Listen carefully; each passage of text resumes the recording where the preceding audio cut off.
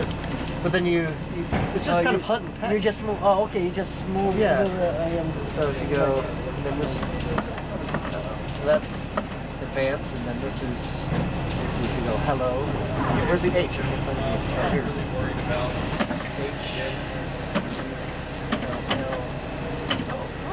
Oh, okay. I know the words of that. Yeah, I see. But now it, Let's leave it here. There's plenty of room. yeah. It's early.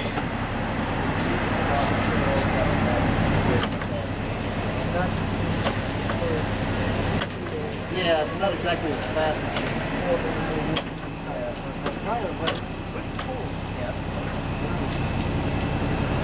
They're a lot of fun.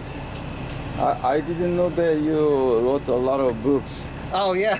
So I'm taking right now a video. Yeah, so yeah. can you tell me one of them book for the Sure. my friends in South Korea? Oh, sure, or sure. YouTube, upload YouTube. Oh yeah. Well, I mean, they're kind of related. I mean, this is where I came from. Is kind of like I said, it's like a drunk history of Russia, but it also has a question behind it, which is, why do Russians like vodka so much, right? And it's not. My argument is that it's not like a genetic thing. It's not cultural. It's just the result of generations of political and economic decisions that put the finances of the state, because vodka is very lucrative, ahead of the well-being of society.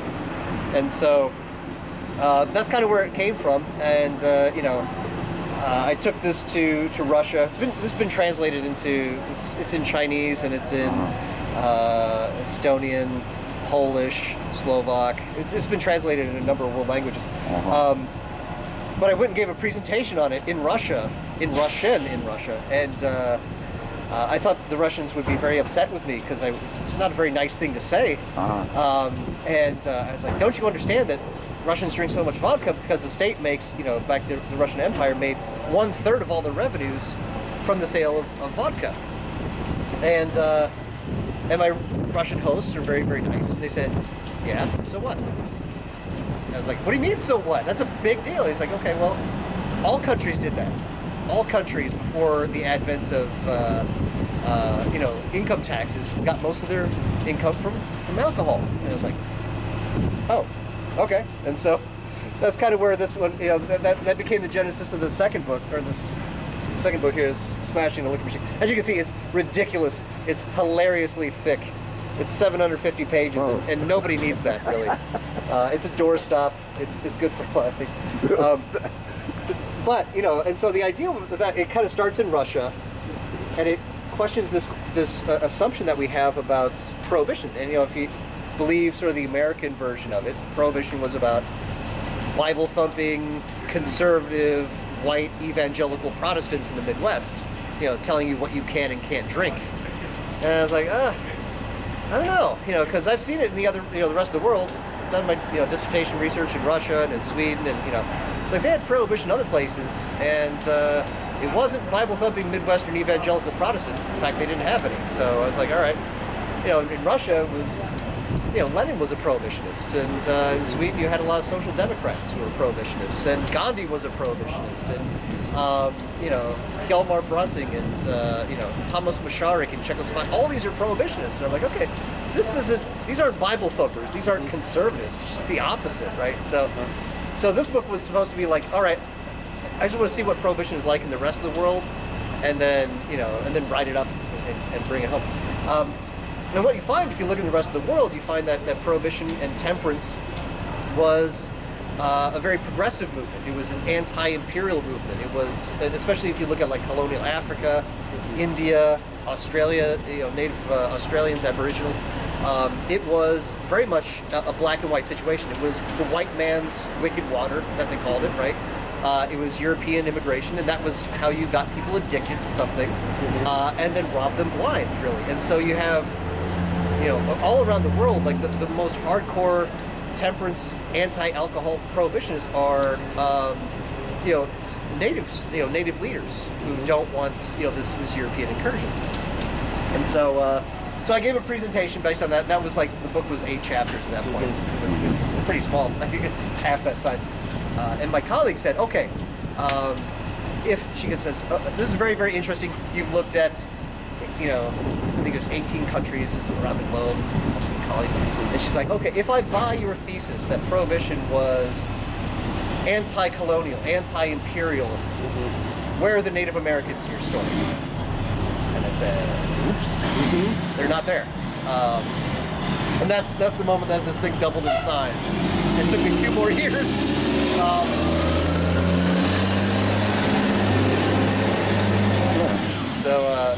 So at that point, it was the question was, okay, if you take a new look at American history, you find the exact same thing. You find like the first federal prohibition wasn't the 18th Amendment. The first federal prohibition was in 1802 against selling, essentially white people selling alcohol to Native Americans or trading it, and that was at their behest. They wanted this, right? So it's like, oh my God, this whole entire thing, like the entire history of the United States, you can look through that same sort of, anti-imperial lens. And so, temperance and prohibitionism becomes like this weapon of the weak, weapon of disenfranchised, so obviously, women's rights movement, suffragists, but also African Americans, abolitionists, across the board were prohibitionists because, like Frederick Douglass, he was probably the most famous one. He was a diehard prohibitionist, saying, we don't want the chains of black slavery to go from the white slave master to the white barkeeper. It's the same thing, just a different way. And so, so that was the idea behind it, and it was kind of a journey for me, and it was a lot of fun to write. And it's won some awards. I should be up. This weekend is the International Studies Association Award. It just won the award for the best book in history of international relations. And so, congratulations! That's fantastic. Thanks. Yeah, it is. I was like, I don't know. I got stuff to do around here. I got typewriters to Okay, a man after my own heart. Yeah. Okay, tell me today event about the typewriter. Oh yeah, well, I mean, we got the type in obviously here at Philly Typewriter. I'm not necessarily affiliated with them, but I'm over here a lot, and they tend to focus more on sort of mid-century machines, and so I thought I would bring some early machines and bring stuff to sell, trade, buy. I don't know what's going to happen. So I brought kind of a cross section of machines. Some mostly early machines, a lot of standards. I sell a lot of them online, but standards you can't really ship, so they just kind of, especially through the pandemic, have been building up and building up and building up. I like it.